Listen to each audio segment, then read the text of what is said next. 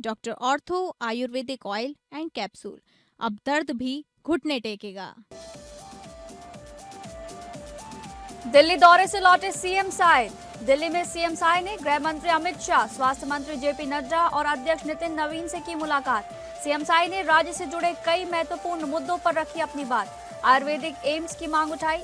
दिल्ली से लौटते ही कोचिंग सेंटरों की सुरक्षा जांच के दिए निर्देश।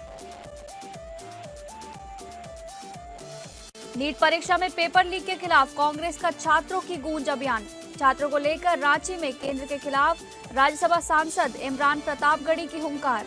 शिक्षा मंत्री के इस्तीफे की मांग पर अड़ी कांग्रेस।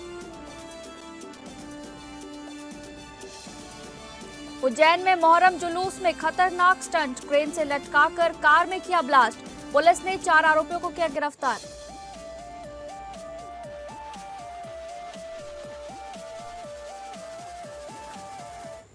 नमस्कार, आप सभी का बहुत बहुत स्वागत है स्टेट लाइव में। मैं हूं आपके साथ शालिनी राणा।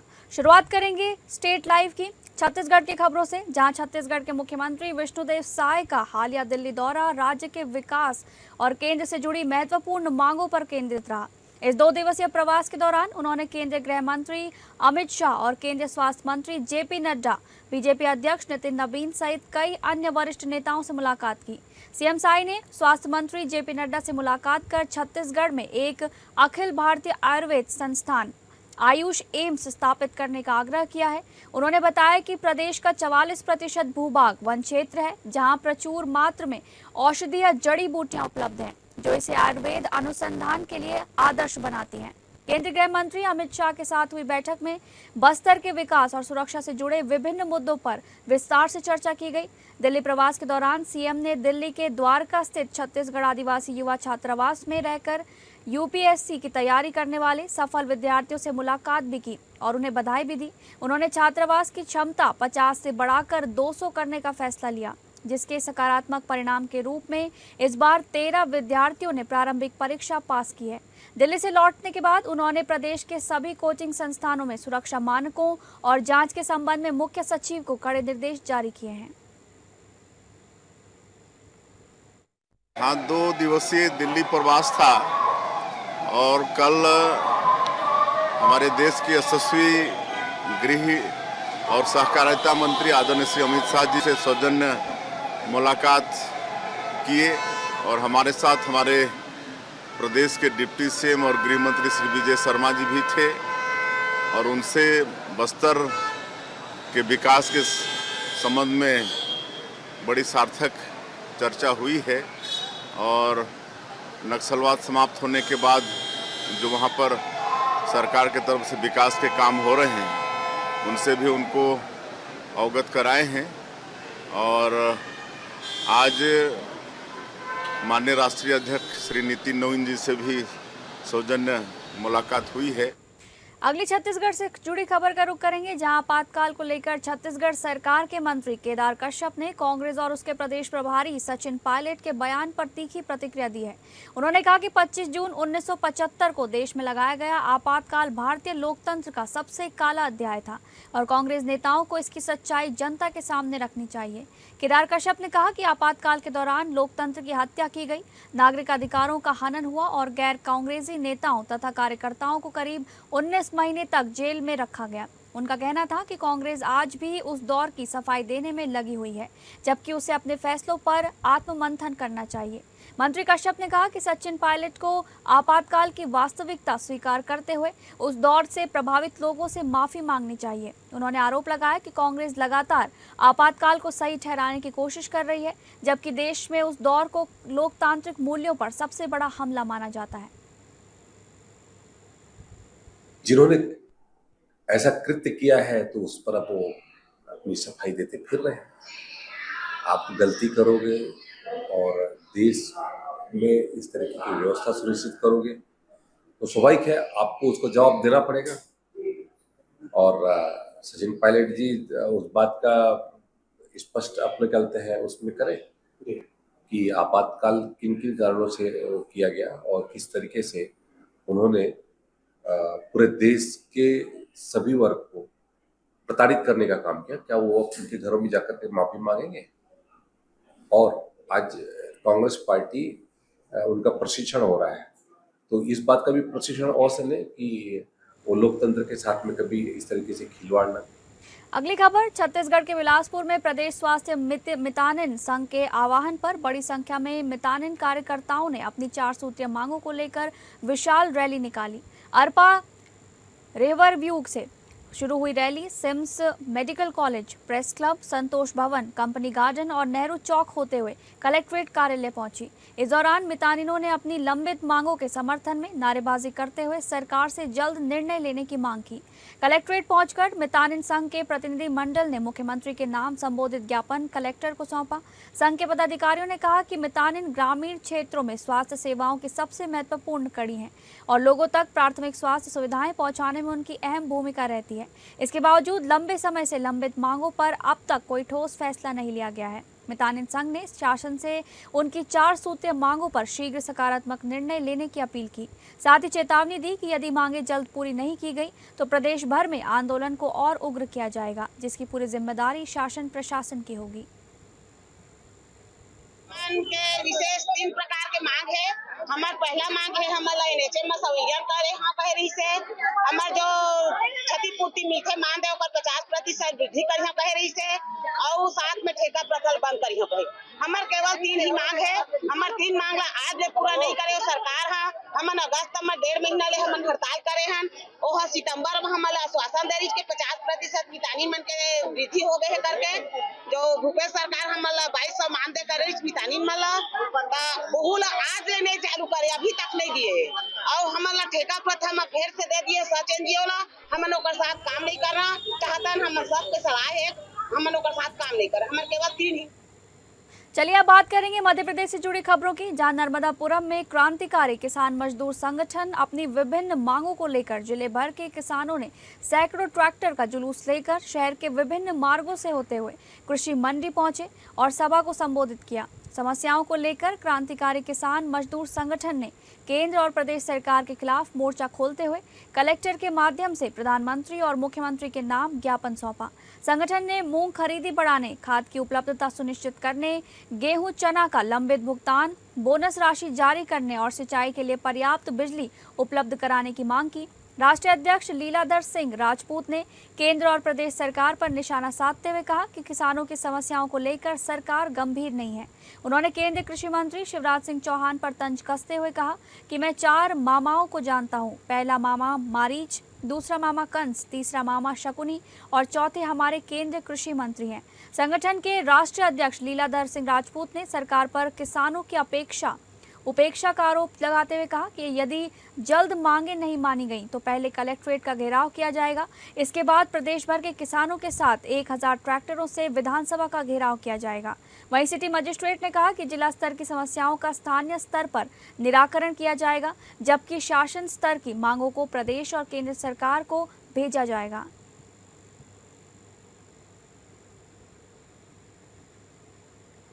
अगली खबर, साइबर जागरूकता अभियान 2.0 के तहत नर्मदापुरम मंडी परिसर में किसानों के लिए विशेष जागरूकता कार्यक्रम आयोजित किया गया।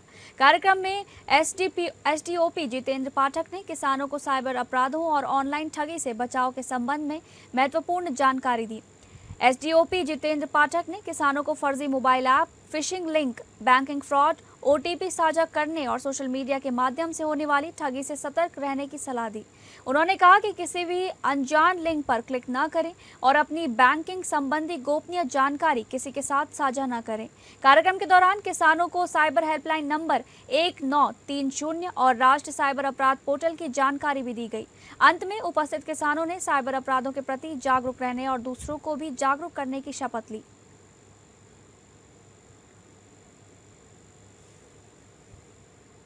अगली खबर, उज्जैन जिले की बड़नगर तहसील में मोहर्रम जुलूस के दौरान सुरक्षा के तमाम नियमों को ताक पर रखकर किए गए एक बेहद खतरनाक और जानलेवा स्टंट ने पूरे इलाके में सनसनी फैला दी।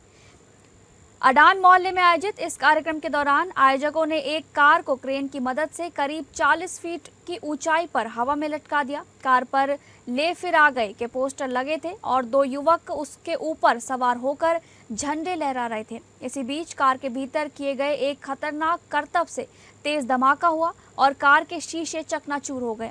इस घटना का वीडियो सोशल मीडिया पर आग की तरह फैल गया, जिसके बाद पुलिस ने तत्काल सख्त कदम उठाए हैं। मामले की गंभीरता को देखते हुए पुलिस ने त्वरित कार्रवाई करते हुए 4 मुख्य आरोपियों को गिरफ्तार कर लिया है। एडिशनल एसपी करणदीप सिंह ने घटना की पुष्टि करते हुए बताया कि प्रारंभिक जांच में सामने आया है कि कार के अंदर दीपावली पर उपयोग किए जाने वाले मल्टी शॉट रॉकेट चलाए गए थे।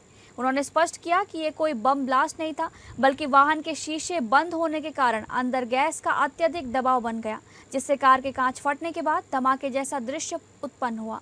एडिशनल एसपी करणदीप सिंह ने बताया कि पुलिस मामले की गहराई से जांच कर रही है और फुटेज के आधार पर अन्य संदिग्धों की पहचान की जा रही है।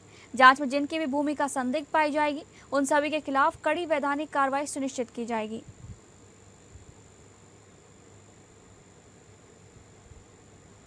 अब बात करेंगे झारखंड से जुड़ी खबरों की, जहां रांची के स्मार्ट सिटी स्थित अपने सरकारी आवास में पिछले दिनों क्षेत्रवासियों से मिलने के बाद राज्य के पेयजल, स्वच्छता एवं मद्य निषेध मंत्री योगेंद्र प्रसाद ने विभिन्न जन समस्याओं को लेकर विभागीय कार्रवाई में आ रही रुकावटों पर हमारी संवाददाता तृप्ति सिंह के साथ खास बातचीत की।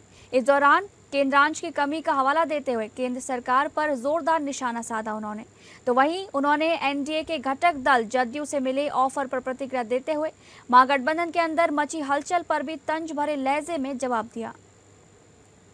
इस वक्त हमारे बीच झारखंड के पेयजल, स्वच्छता, मद्य निषेध मंत्री योगेंद्र प्रसाद। विभाग की अगर बात करेंगे तो सबसे बड़ी चुनौती पैसे की है। जल योजना में जो केंद्रांश के रूप में मिलना था, जो हमारा बकाया 6500 करोड़ है, अब तक नहीं मिला है, वो एक बड़ा चिंता का विषय है। और पैसे नहीं मिलने के कारण राज्य की नल जल योजनाएं जो अधूरी पड़ी हुई है, उसको हम पूरा नहीं कर पा रहे हैं। और पूरा नहीं होने के कारण नल से शुद्ध पेयजल आम जनता को हम मुहैया नहीं करा पा रहे हैं। ये बड़ी चिंता। लेकिन अभी गर्मी बीतने को है, लगभग बीत ही चुका है। हम अपने संसाधनों से, राज्य सरकार के संसाधनों से जो बेहतर से बेहतर हो सकता है वो हमने किया। आप लोग से भी आग्रह होगा कि आपके माध्यम से भी केंद्र सरकार को पुनः एक आवेदन करना चाहेंगे, अनुरोध करना चाहेंगे कि भाई आप अति शीघ्र नल जल की योजनाओं को जो बकाया राशि है केंद्रांश के रूप में उसको देने का कार्य करें, ताकि नल जल योजना को पूरा कर पाए। लगातार केंद्रांश को लेकर ये मांगे होती ही रही है जब से सरकार बनी है। हम ये जानना चाहेंगे आखिर क्यों इस तरीके का व्यवहार, क्योंकि खुद मुख्यमंत्री ने भी कहा है सौतेला व्यवहार झारखंड के साथ किया जा रहा है, लेकिन वो दिल्ली भी जा रहे हैं, केंद्रीय मंत्रियों से मिल रहे हैं, बावजूद इसके क्यों केंद्रांश को लेकर इस तरह की असंतुष्टि? तो देखिए, इसका जवाब तो केंद्र ही देगा, लेकिन हम लोग जब वो अमूमन जो अनुभव कर सकते हैं उस अनुभव को आपसे साझा करेंगे कि हमारे साथ दोहरा व्यवहार, दोहरा नीति कर रही है, हमारे साथ न्याय नहीं कर रही है केंद्र सरकार। मिलना चाहिए। जो शर्तों का उन्होंने बात करता है, जो शर्त उन्होंने कहा एमयू करने का वो भी हम कर दिए, ओएनएम पॉलिसी बनाने का वो भी कर दिए, लेकिन अब तक अभी 24-25 में एक पैसा नहीं मिला, 25-26 में एक पैसा नहीं मिला और अब तक भी एक पैसा नहीं मिला। तो बड़ा चिंता का विषय। तो निश्चित तौर पर केंद्र सरकार हमारे साथ दोहरा नीति, दोहरा व्यवहार कर रही है, जो बड़ा ही चिंता का विषय है। और हम समझते हैं कि केंद्र सरकार को पुनः एक अनुरोध करेंगे कि अति शीघ्र पैसे को रिलीज किया जाए। दूसरा, जो आपने कहा कि हमारे आवास में भीड़ लगी रहती है, तो निरंतर ये नियमित प्रक्रिया। हम 7 बजे से यहाँ बैठते हैं, 10 बजे बिना ब्रश व्रश किए 10 बजे तक बैठते हैं, फिर ब्रश व्रश करके नहा हुआ के फिर बैठते हैं। लोग आते हैं, उपलब्ध रहते हैं, लोगों की पूरे राज्य की समस्या रहती है, राज्य के भर के लोग आते हैं, उनकी बातों को सुनते हैं और समाधान करने के दिशा में आवश्यक निर्देश संबंधित पदाधिकारियों को देते हैं। चलिए, बहुत बहुत शुक्रिया। तो हमारे बीच यहाँ मंत्री योगेंद्र प्रसाद तमाम मुद्दों पर हमारे साथ बातचीत करते नजर आए हैं। साथ ही उन्होंने क्षेत्र की परेशानियों के साथ साथ अपने विभाग को लेकर और सबसे ज़्यादा महत्वपूर्ण केंद्रांश को लेकर उसने जो बात रखी है, ये महत्वपूर्ण है। देखने वाली बात है केंद्र सरकार कितनी जल्दी इनकी मांगों पर अमल करती है, क्योंकि लगातार इस मांग को लेकर मुख्यमंत्री से लेकर विभागीय मंत्री द्वारा आवाज उठाई जा रही है। अगली खबर का रुख करेंगे, जहां झारखंड समेत देश भर में कांग्रेस द्वारा शुरू किए गए छात्रों की गूंज अभियान के तहत छात्रों और अभ्यर्थियों के मुद्दे को लेकर गुरुवार को रांची स्थित प्रदेश कार्यालय में गुरुवार को एक विशेष कार्यक्रम आयोजित किया गया। इस दौरान कार्यक्रम में शामिल हुए राज्यसभा सांसद इमरान प्रतापगढ़ी ने केंद्र सरकार पर निशाना साधते हुए छात्रों के भविष्य के साथ खिलवाड़ करने का आरोप लगाया। तो वहीं केंद्रीय शिक्षा मंत्री धर्मेंद्र प्रधान के इस्तीफे की मांग करते हुए कांग्रेस ने इस राष्ट्रव्यापी अभियान की शुरुआत की है, जो पूरे 40 दिनों तक रांची समेत देश के 28 प्रमुख शहरों में चलाया जाएगा। इसी क्रम में राज्यसभा सांसद कल प्रेस कॉन्फ्रेंस के जरिए उन्होंने कहा कि राहुल गांधी ने कोटा से इस अभियान की शुरुआत की थी और रांची के छात्र सार्थक ने इस सरकार को आईना दिखाया था। पिछले दिनों 23 लाख छात्र नीट की तैयारी कर रहे थे, ये उनकी आवाज़ है। उन्होंने आगे कहा कि पीएम मोदी इतने सालों में कई बार छात्रों से परीक्षा पर चर्चा कर चुके हैं, लेकिन पेपर लीक पर एक बार भी पीएम ने छात्रों से इस पर चर्चा नहीं की। इसके खिलाफ कांग्रेस 9 अगस्त को दिल्ली चलो अभियान के तहत सरकार के खिलाफ एकजुट होकर प्रदर्शन करेगी। इसके साथ साथ इमरान प्रतापगढ़ी ने केंद्रीय शिक्षा मंत्री धर्मेंद्र प्रताप से नैतिक जिम्मेदारी लेते हुए इस्तीफा देने की मांग करते हुए कहा कि 10 सालों में अब तक 90 पेपर लीक हो चुके हैं। ऐसे में सरकार को ये नहीं पता करना चाहिए कि कांच कैसे टूटा, बल्कि ये पता लगाना चाहिए कि आखिर पत्थर किसने फेंका है।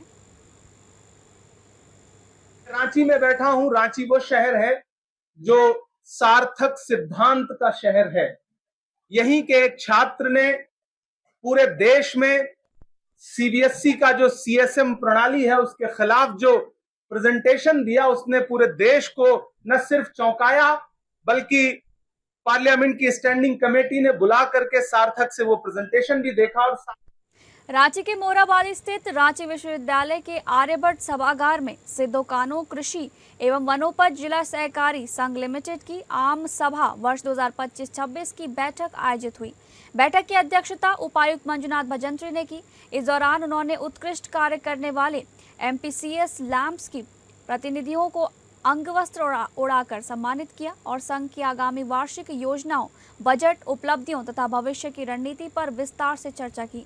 साथ ही सहकारिता आंदोलन को मजबूत करने, किसानों और वनोपज संग्रहों को बेहतर लाभ दिलाने तथा संस्थानों में डिजिटलीकरण और पारदर्शिता बढ़ाने पर जोर दिया गया। बैठक के दौरान उपायुक्त ने विशेष गहन पुनरीक्षण यानी कि एसआईआर अभियान की जानकारी देते हुए सभी सदस्यों से अपील की कि कोई भी योग्य मतदाता वोटर लिस्ट से न छूटे। उन्होंने जिले में चल रहे नशा विरोधी अभियान को जन आंदोलन बनाने की आवश्यकता बताते हुए सहकारी संघ के पदाधिकारियों और सदस्यों से अपने अपने क्षेत्रों में जागरूकता फैलाने की अपील की। उन्होंने कहा कि नशा केवल व्यक्ति ही नहीं बल्कि पूरे परिवार और समाज के लिए घातक है, इसलिए इसके खिलाफ सभी को मिलकर अभियान चलाना होगा। उपायुक्त ने लोगों से अफीम की अवैध खेती की सूचना प्रशासन को देने की भी अपील की और कहा कि ऐसे मामलों में सख्त कार्रवाई की जाएगी। बैठक में उप विकास आयुक्त संजय भगत, डीएफओ श्रीकांत वर्मा, जिला सहकारिता पदाधिकारी रविंद्र दास सहित कृषि, आपूर्ति, मत्स्य, पशुपालन विभाग के अधिकारी और एमपीसीएस प्रतिनिधि मौजूद रहे। अगली खबर, पोलियो एक गंभीर बीमारी है जो आजीवन दिव्यांगता का कारण बन सकती है, लेकिन समय पर दी गई पोलियो की खुराक से इसका प्रभावी बचाव संभव है। ऐसे में राष्ट्रीय पल्स पोलियो अभियान 2026 के तहत राजधानी रांची में आगामी 28, 29 और 30 जून 2026 को विशेष टीकाकरण अभियान चलाया जाएगा। इस अभियान के दौरान जन्म से 5 वर्ष तक आयु के सभी बच्चों को पोलियो से सुरक्षा के लिए 2 बूंद जीवन रक्षक दवा पिलाई जाएगी। खबरों के सिलसिले में आगे बढ़ेंगे। अब बात करेंगे बिहार से जुड़ी खबरों की, जहां पटना में भारतीय जनता पार्टी द्वारा आयोजित संविधान हत्या दिवस कार्यक्रम में बिहार के मुख्यमंत्री सम्राट चौधरी ने आपातकाल को लोकतंत्र का सबसे काला अध्याय बताया। उन्होंने कहा कि 25 जून 1975 देश के इतिहास का दुर्भाग्यपूर्ण दिन था, जब संविधान और लोकतांत्रिक मूल्यों पर हमला किया गया। मुख्यमंत्री ने कहा कि जेपी आंदोलन ने देश को तानाशाही से मुक्ति दिलाई और प्रधानमंत्री नरेंद्र मोदी के नेतृत्व में विकसित भारत का सपना साकार किया जा रहा है। मुख्यमंत्री ने कहा कि वर्तमान सरकार जेपी सेनानियों के सम्मान के लिए प्रतिबद्ध है। उन्होंने घोषणा की कि सहयोग शिविरों के माध्यम से मिले आवेदनों की समीक्षा के लिए समिति बनाई जाएगी ताकि छूटे हुए जेपी सेनानियों को भी जोड़ा जा सके। साथ ही अगले वर्ष 25 जून को सभी जेपी सेनानियों को सम्मानित करने की बात भी कही गई। उन्होंने कहा कि सरकार गरीबों के लिए पक्का घर, बिजली, पेयजल और पीएम सूर्य घर योजना जैसी सुविधाएं उपलब्ध करा रही है। सम्राट चौधरी ने सहयोग अभियान के 30 दिन पूरे होने पर सरकार के कामकाज के आंकड़े भी साझा किए। उन्होंने बताया कि पहले महीने में 3,70,000 आवेदन प्राप्त हुए, जिनमें से 3,20,000 का निस्तारण किया जा चुका है। अधिकारियों की जवाबदेही सुनिश्चित करने के लिए नोटिस जारी किए गए और समय रहते अधिकांश मामलों का समाधान किया गया। मुख्यमंत्री ने कहा कि सरकार पारदर्शिता और जनसेवा के संकल्प के साथ लगातार काम कर रही है। स्वतंत्रता सेनानियों के परिवार को भी इज्जत देने का काम किया, उनके परिवार को भी सम्मानित करने का काम किया। और जब वो मुख्यमंत्री थे और मैं वित्त मंत्री था, आपके पेंशन को भी दुगना करने का काम हम लोगों की सरकार ने किया और आगे भी आपकी चिंता जरूर करते रहेंगे। विक्रम कुंवर जी यहाँ बैठे हैं, ये लगातार आपके लिए आंदोलन हमारे सामने करते रहते हैं और हमारे दृष्टि से अगर देखा जाए तो आज जब नरेंद्र मोदी जी की 12 साल की सरकार है तो जम्मू कश्मीर को छोड़ करके और कुछ समय के लिए मणिपुर को छोड़ करके हमने कहीं भी राष्ट्रपति शासन नहीं लगाया है। ये हमारी ताकत है, इसको हम तो समझ। इसी इमरजेंसी के दौरान 42वां संवैधानिक संशोधन लेकर के आए। संवैधानिक संशोधन में चुने हुए प्रतिनिधि का टर्म को 5 साल से 6 साल कर दिया। अपने आप को देखिए, याद कीजिए कानून किस तरीके से बनाया गया। अब बात करेंगे महाराष्ट्र से जुड़ी खबरों की, जहां विश्व मादक पदार्थ विरोधी दिवस के अवसर पर नवी मुंबई पुलिस ने नशा मुक्त नवी मुंबई अभियान के तहत बड़ी कार्रवाई करते हुए करीब 56 करोड़ रुपए मूल्य के जब्त मादक पदार्थों को नष्ट किया। तलोजा स्थित मुंबई वेस्ट मैनेजमेंट कंपनी में न्यायालय पर प्रक्रिया पूरी होने के बाद विभिन्न मामलों में जब्त ड्रग्स का वैज्ञानिक तरीके से विधिवत निपटान किया गया। पुलिस अधिकारियों ने बताया कि इस अभियान का उद्देश्य युवाओं को नशे की बढ़ती लत से बचाना और समाज में मादक पदार्थों के दुष्प्रभावों के प्रति जागरूकता बढ़ाना है। इस दौरान नागरिकों से अपील की गई कि वे नशे से दूर रहें और यदि कहीं मादक पदार्थों की तस्करी, बिक्री या सेवन की जानकारी मिले तो तुरंत पुलिस को सूचित करें। नवी मुंबई पुलिस ने कहा कि नशे के खिलाफ लड़ाई केवल कानून व्यवस्था का मुद्दा नहीं बल्कि पूरे समाज की सामूहिक जिम्मेदारी है। पुलिस का मानना है कि इस तरह की सख्त कार्रवाई और लगातार चलाए जा रहे जन जागरूकता अभियान से मादक पदार्थों के अवैध कारोबार पर अंकुश लगेगा और युवाओं को नशे के दुष्परिणामों के प्रति जागरूक करने में मदद मिलेगी। जागतिक एंटी नार्कोटिक्स डे है और इस अवसर पर नवी मुंबई पुलिस आयुक्तालय में 26 गुनाहों में 57 कोटी के नार्कोटिक्स का आज यहाँ पर नाश कर रहे हैं। इसमें अलग अलग टाइप के नार्कोटिक्स है, स्पेशली हेरोइन, गांजा, एमडी, कोकेन, ऐसे सभी तरह के नार्कोटिक्स इसमें शामिल हैं। अगली खबर, टिटवाला के केएनटी पब्लिक स्कूल में नई स्कूल यूनिफॉर्म को लेकर विवाद सामने आया है। कुछ अभिभावकों ने नई यूनिफॉर्म की बढ़ी हुई कीमत और केवल एक दुकान से उपलब्ध कराए जाने की व्यवस्था पर सवाल उठाए हैं। उनका कहना है कि महंगाई के दौर में ये फैसला परिवारों पर अतिरिक्त आर्थिक बोझ डाल रहा है और अभिभावकों को खरीदारी के विकल्प भी नहीं मिल रहे हैं। हालांकि कई अभिभावकों ने स्कूल प्रबंधन का समर्थन करते हुए कहा कि यूनिफॉर्म बदलने का प्रस्ताव पहले अभिभावकों की बैठक में रखा गया था, जिस पर अधिकांश लोगों ने सहमति जताई थी। वहीं स्कूल की प्रधानाध्यापिका माधवी गायकवाड़ ने आरोपों को खारिज करते हुए बताया कि स्कूल में करीब 1300 विद्यार्थी अध्ययनरत हैं और नई यूनिफॉर्म लागू करने से पहले आयोजित बैठकों में लगभग 900 अभिभावकों ने भाग लेकर इस प्रस्ताव का समर्थन किया था। प्रधानाध्यापिका ने स्पष्ट किया कि यूनिफॉर्म की कीमत तय करना विक्रेता का निर्णय होता है और शिकायत मिलने के बाद विक्रेता ने कीमत में लगभग 30% तक कमी भी की है। वहीं सामाजिक कार्यकर्ता विजय देशकर ने मांग की कि यूनिफॉर्म की बिक्री केवल एक दुकान तक सीमित न रखी जाए ताकि अभिभावकों को अधिक विकल्प मिले और पूरी प्रक्रिया में पारदर्शिता सुनिश्चित हो सके।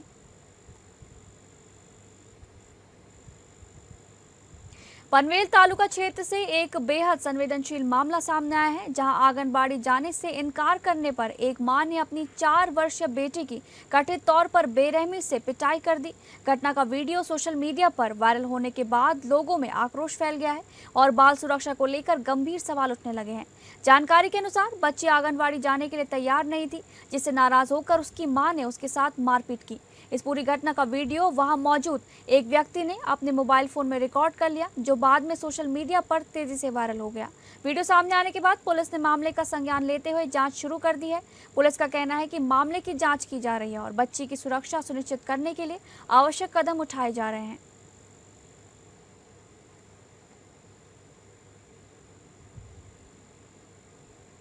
तो फिलहाल स्टेट लाइव में बस इतना ही। नमस्कार।